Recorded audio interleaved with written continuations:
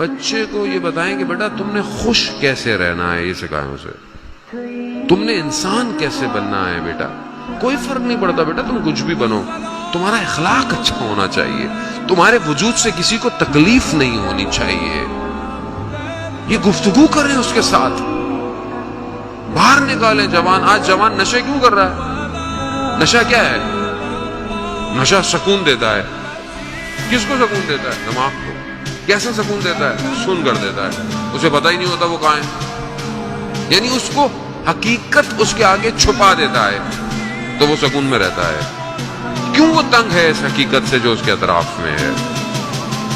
کیوں وہ غافل ہو جاتا ہے؟ جب آپ اس کو صحیح طرح بات کریں گے، اس کی ٹریٹمنٹ کریں گے، اس کی کاؤنسلنگ کریں گے، تو یہ جوان کبھی کسی نشے کا شکار نہیں ہوگا.